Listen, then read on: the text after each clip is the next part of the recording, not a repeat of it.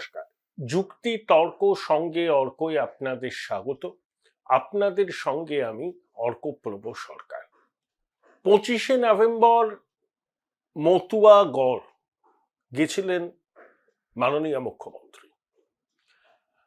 সভা করলেন, পদযাত্রা করলেন, নানা রকম কথা বললেন, তার মধ্যে আবোল তাবোলের সংখ্যাই বেশি।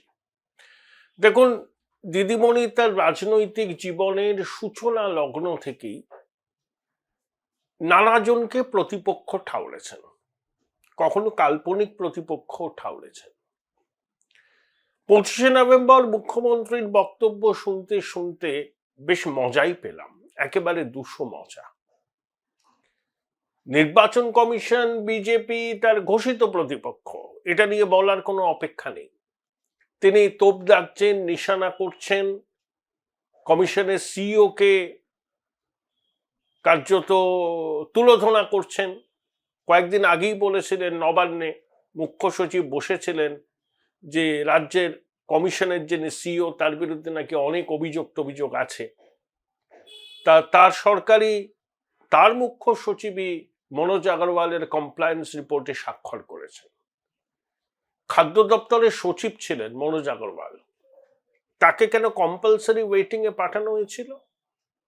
এত সিনিয়র অফিসার, অতিরিক্ত মুখ্য সচিব পদমর্যাদার। আসলে খাদ্য দপ্তরের ওই দ্বিতীয় সবুজ বিপ্লবের জনক বালু মল্লিকের দুর্নীতিতে তিনি সায় দেননি, সেই জন্যই তার উপর শাস্তির খাড়া নেমে আসে, তাকে কম্পালসারি ওয়েটিং এ পাঠিয়ে দেওয়া হয়। দুর্নীতির বিরুদ্ধে আপোষহীন মাননীয় মুখ্যমন্ত্রীর ঘনিষ্ঠ সহযোগী বালু মল্লিকের ইশারায় মুখ্যমন্ত্রী কাজটা করেছেন। তাহলে বালু মল্লিকের ক্রেডেনশিয়াল কি এখন পশ্চিমবঙ্গের একটা সদ্য জন্মানো শিশুও তারা জানেন।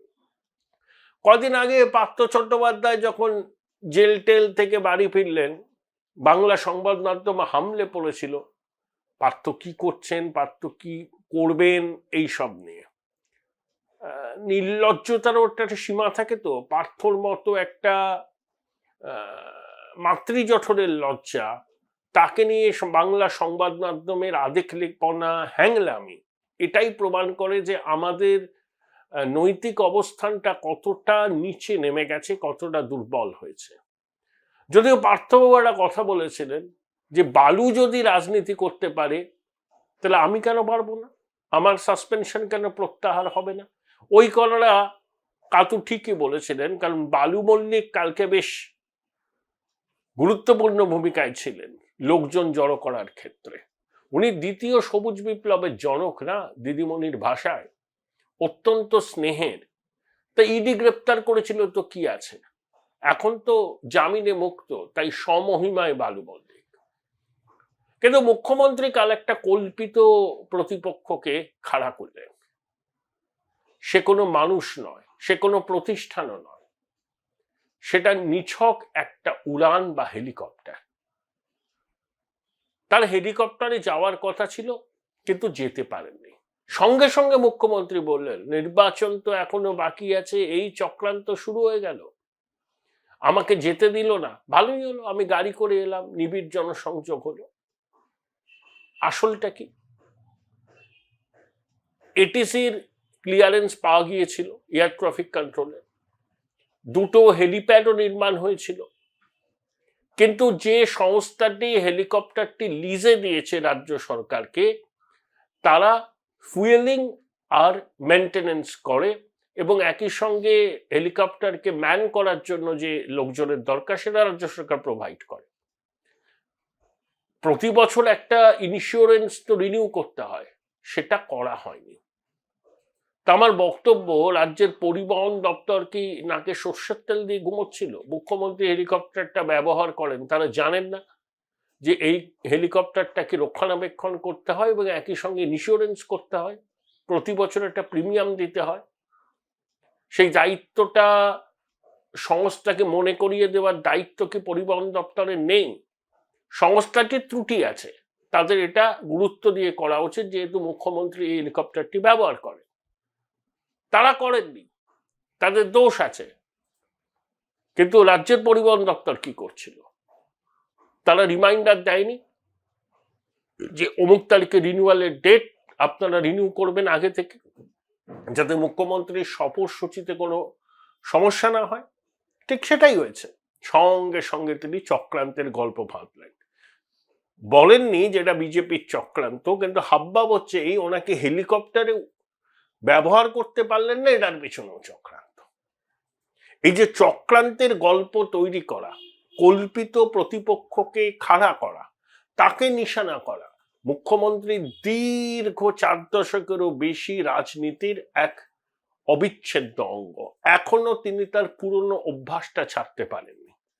এবার আর কোনো প্রতিষ্ঠান নয়, কোনো রাজনৈতিক দল নয়, প্রধানমন্ত্রী স্বরাষ্ট্রমন্ত্রী নয়, নিছক একটা হেলিকপ্টারই হয়ে উঠল তার প্রতিপক্ষ।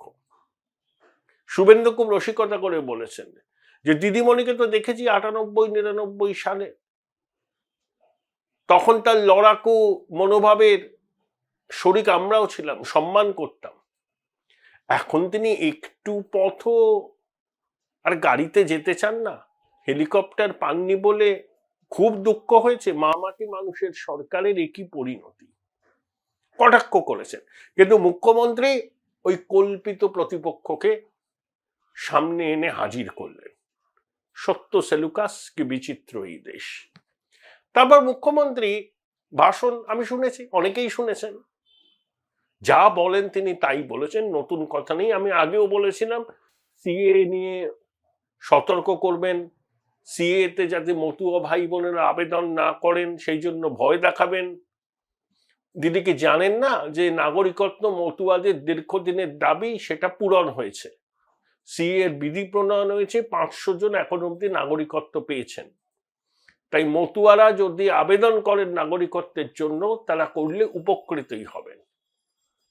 দিদিমণি এটাও বলেছেন, কমিশন কি বলেছে যে সিএ তে আবেদন করলে আপনার ভোটাধিকার থাকবে না? কমিশন বলেনি। তবে এটাও দিদিমণি জেনে নিন, কোনো মতুয়ার ভোট বাদ যাবে না, তাদের নাম তালিকা থেকে বাদ যাবে না। তারা অনুপ্রবেশকারী নয়, তারা শরণার্থী। ধর্মীয় কারণে অত্যাচারিত হয়ে তারা বাংলাদেশ ছেড়ে এখানে এসেছিলেন। শরণার্থী আর অনুপ্রবেশকারী এক নয়। দিদিমণি অনুপ্রবেশকারী রোহিঙ্গাদের ভোট ব্যাংক হিসাবে ব্যবহার করেন, তাদের সঙ্গে মতুয়া ভাই বোনদের গুলিয়ে ফেলবেন না। তারা ধর্মীয় কারণে নিপীড়নের শিকার হয়ে বাংলাদেশ ছেড়ে এখানে আশ্রয় নিয়েছিলেন। তাই সিএএ নিয়ে আবার আতঙ্ক তৈরি করলেন, এটা প্রত্যাশিতই ছিল। এসআইআর কে এনআরসির সঙ্গে যুক্ত করে দিলেন, পদযাত্রা করলেন। সে তো লোক ভালোই যাবে, মুখ্যমন্ত্রী যাচ্ছেন, শাসক দল সংগঠিতভাবে লোকজন তো জড়ো করবেই। কিন্তু ওই বললাম, সংগঠিতভাবে লোকজন জড়ো করা আর স্বতঃস্ফূর্ত লোকজনের উপস্থিতি, দুটোর ফারাক আছে। শুভেন্দু অধিকারী যেখানে যেখানে সভা করছেন, সেখানে কিন্তু ওই সংঘবদ্ধভাবে পরিকল্পনা করে লোকজন নিয়ে আসা হচ্ছে না। বিজেপির যেখানে যেরকম সাংগঠনিক ক্ষমতা, সেখানে তারা চেষ্টা করছে, কিন্তু প্রচুর এমনি মানুষও আসছেন, সাধারণ মানুষ শুনতে। ঠিক যেমন 2009-এর পর থেকে মুখ্যমন্ত্রী, মানে এখন মমতা বন্দ্যোপাধ্যায়ের বক্তব্য শুনতে বাংলার মানুষ তার সভা সমাবেশে যেত। শুধু তৃণমূলের লোকজনই নয়, সাধারণ মানুষও শুনতো বিরোধী নেত্রী কি বলছেন। এখন শুভেন্দুবাবুর কথা শুনছেন, বিরোধী নেতা কি বলছেন। আর শুভেন্দু তো ইঞ্চিতে ইঞ্চিতে রাজনৈতিক লড়াইটা করছেন, এবং সেই জন্য তার একটা জনপ্রিয়তা বেড়েছে। 400 কিলোমিটার ট্রাভেল করেন অন অ্যান অ্যাভারেজ। তিনি তো আর হেলিকপ্টার চড়ে ঘোরেন না। তা মাননীয় মুখ্যমন্ত্রীর মামাটি সরকার, মানুষের সরকার, তার প্রধান একদিন হেলিকপ্টারে উঠতে পারলেন না বলেই চক্রান্ত খুঁজে পেলেন, প্রতিপক্ষ ঠাউরালেন। আর একটা কথা বলেছেন মুখ্যমন্ত্রী, যেটা অনেকেই বলছেন যে প্রচুর নাম বাদ যাবে, বিজেপি নেতারা 1 কোটি নাম বাদ যাবে বলছেন। মুখ্যমন্ত্রী কি বললেন? খসড়া তালিকা প্রকাশের পর কিন্তু সাংঘাতিক ঘটনা ঘটবে। অর্থাৎ তিনি বুঝতে পেরে গেছেন যে বহু নাম বাদ যাবে খসড়া ভোটার তালিকায়। Join Indian Institute of Hotel Management now. Right choice, right decision. তার মধ্যে মৃত ভোটারের সংখ্যাও ধরুন কম করে 40 লক্ষ হবে। মাল্টিপল এন্ট্রি, এই সংখ্যাও কম হবে না। আর কোনো ট্রেস পাওয়া যাচ্ছে না এমন ভোটারদের সংখ্যাও কম হবে না। 20 লক্ষ ফর্ম এখনো পর্যন্ত কমিশন দিতে পারেনি মানে তাদেরকে খুঁজেই পাওয়া যাচ্ছে না। তার উপরে তো অনুপ্রবেশকারীরা আছে, রোহিঙ্গারা আছে, সবই। বহু অনুপ্রবেশকারী কিন্তু এবার আর এসআইএল এর ফর্ম ফিল আপ করবেন না। তাহলে বক্তব্য ঠিক আছে, নাম বাদ গেলে বাদ যাবে, কিন্তু এই মুহূর্তে তো আমি আর অনুপ্রবেশকারী হিসেবে চিহ্নিত ওই ডিটেনশন ক্যাম্পে যাব না, আমি ভারতের জনসমুদ্রে মিশে যাব, তারপরে দেখা যাবে। ভোটাধিকার থাকুক বা না থাকুক আমার কিছু এসে যায় না। সংখ্যাটা বিপুল হবে, সেটা মুখ্যমন্ত্রী আন্দাজ করেছেন। সেই জন্য ওই একটা কথা তিনি বললেন, খসড়া তালিকা প্রকাশের পর কিন্তু সাংঘাতিক পরিস্থিতি তৈরি হতে পারে, তার সরকার সবাইকে সহায়তা করবে শংসাপত্র জোগাড়ের জন্য। অর্থাৎ মুখ্যমন্ত্রী মেনে নিলেন যে প্রচুর নাম বাদ পড়বে। বিজেপির নেতারা নানা রকম দাবি করছেন, সেটা তারা ব্যক্তিগত দাবি করছেন, আমি ওর মধ্যে ঢুকবো না। কিন্তু রাজ্যের প্রাক্তন সিইও নির্বাচন কমিশনের 98 এবং 99 লোকসভা নির্বাচন যিনি রাজ্যের সিইও হিসেবে দায়িত্ব পালন করেছেন, প্রাক্তন আমলা তৃণমূলের প্রাক্তন রাজ্যসভার সদস্য জহর সরকারও বলেছেন ন্যূনতম 70 লক্ষ, ম্যাক্সিমাম 1 কোটি পর্যন্ত নাম বাদ যেতে পারে। আমার ব্যক্তিগত ধারণা 1 কোটির কাছাকাছি নাম বাদ যাবে। তাই মুখ্যমন্ত্রী বলেছেন সাংঘাতিক ঘটনা ঘটবে খসড়া তালিকা প্রকাশের পর, তার সরকার সহায়তা করবে শংসাপত্র জোগাড় করার জন্য। আবার বললেন কি, যারা 2024-এ ভোট দিয়েছে তাদের প্রত্যেকের নাম থাকতে হবে। কেন? মৃত ভোটাররাও তো ভোট দিয়েছেন, তাদের ওই ভোট দেওয়া হয়েছে। মাল্টিপল এন্ট্রি যাদের, তারা এখানে ভোট দিয়েছেন, অন্য জায়গায় ভোট দিয়েছেন। তাহলে পাণ্ডবেশ্বরের ওই মহিলা মায়ারানী না কি নাম, তার নাম তো 40 জায়গায় ছিল, তিনি 40টা জায়গায় ভোট দিয়েছেন। অনুপ্রবেশকারীদের নথিপত্র তৈরি করে তাদের ভোটার তালিকায় নাম তুলে দেওয়া হয়েছে, তারাও ভোট দিয়েছেন, এবার তারাও ভোট দেবেন। হয় নাকি? মুখ্যমন্ত্রী বলবেন আর কমিশন মেনে নেবেন? এটা তো হবে না। নির্ভুল ভোটার তালিকা তৈরি করতে হবে, নির্ভুল। তার জন্য কমিশনের যা করার তাই করুক। মানুষ চাইছে একটা এসআইআর, একটা নির্ভুল ভোটার তালিকা, মৃত ভোটার, মাল্টিপল এন্ট্রির ভোটার, অনুপ্রবেশকারী, রোহিঙ্গাদের নাম যেন সেই তালিকায় না থাকে। আমাদের দেশের সরকার, মুখ্যমন্ত্রী, প্রধানমন্ত্রী নির্বাচিত হবেন আমাদের দেশের ভোটারদের দ্বারা, সেখানে অনুপ্রবেশকারী রোহিঙ্গাদের কোনো স্থান নেই। এটাই হবে।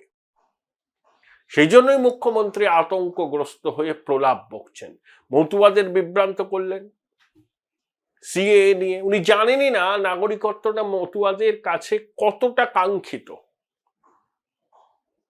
আর সব থেকে আমার মজা লেগেছে, আবার ওই কল্পিত প্রতিপক্ষ তৈরি করলেন, এবার হেলিকপ্টার। দেখুন, আমার প্রতিবেদন তো আপনারা দেখেন, অনেকেই দেখেন, সাবস্ক্রাইব করেন, আমি তার জন্য কৃতজ্ঞ।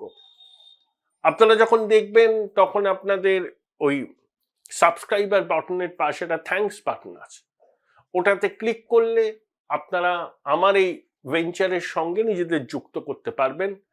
আপনাদের সহায়তা প্রয়োজন, অনেকে সহায়তা করছেন, তাদের কাছে আমি সত্যিই কৃতজ্ঞ।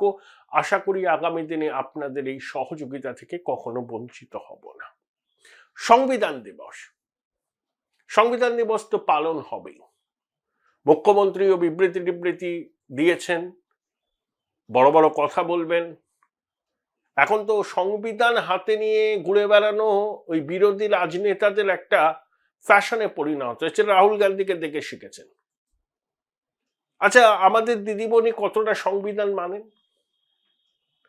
নির্বাচন কমিশন একটা সাংবিধানিক প্রতিষ্ঠান, তার এখতিয়ার কি, তার কর্তব্য কি, সেটা সংবিধান জানিয়ে দিয়েছে 334 থেকে 339 ধারায়। আবার জনপ্রতিনিধিত্ব আইনের বলা আছে নির্বাচন কমিশনের কি ক্ষমতা। মুখ্যমন্ত্রী সংবিধান হাতে শপথ নিয়েছেন, তার মন্ত্রিসভার সদস্যরা নিয়েছেন।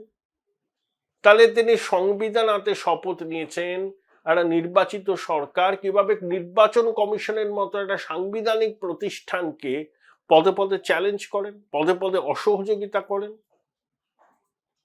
তাহলে তিনি যে সংবিধান মানেন না, তার সব থেকে বড় প্রমাণ মুখে সংবিধানের কথা বলেন, কার্যক্ষেত্রে তিনি সংবিধান কি মানেন? যদি মানতেন, নির্বাচন কমিশনকে এই উদ্যোগে সর্বান্তকরণে সমর্থন করতেন। সেটা না করে তিনি সাংবিধানিক প্রতিষ্ঠানকে চোখ রাঙাচ্ছেন, চ্যালেঞ্জ করছেন। এরকম কত এক্সাম্পল দেব যেখানে তিনি সংবিধানকে লঙ্ঘন করেছেন। আর মজা হয়েছিল 4 নভেম্বর, যখন আম্বেদকর মূর্তিতে মালা দিয়ে 4 কিলোমিটার পদযাত্রা করে জোড়াসাঁকো ঠাকুর বাড়িতে এলেন। দিদিমণি হাতে সংবিধান নিয়ে হাঁটলেন। তার কয়েক কদম পিছনে হাল ফ্যাশনের পোশাক আশাক পরে তার এয়ার অ্যাপারেন্ট হাঁটছিল, যাকে অনেকেই বলেন পশ্চিমবঙ্গের এখনকার সঞ্জয় গান্ধী। তিনি সংবিধান বহির্ভূত ক্ষমতার অধিকারী এই রাজ্যে। অনেকেই বলেন, বিরোধীরাও বলেন যে সরকারি প্রশাসনের অভ্যন্তরে তার ছায়া দিনে দিনে দীর্ঘায়িত হচ্ছে, কিন্তু তিনি কোনো সাংবিধানিক পদে নেই, কোনো মন্ত্রীও নন। তাহলে সংবিধান বহির্ভূত ক্ষমতার অধিকারী কি নন তিনি? এবং তাকে সরাসরি এয়ার অ্যাপারেন্ট হিসাবে প্রমোট করছেন দিদি। এর থেকে বড় সংবিধান লঙ্ঘনের ঘটনা আর কোথায় আছে? তাই সংবিধান দিবসে দিদিমণিরও আয়নার সামনে দাঁড়িয়ে একবার সেলফ ইন্ট্রোস্পেকশন করা খুব জরুরি, যে তার হাতে সংবিধান আদৌ সুরক্ষিত কিনা।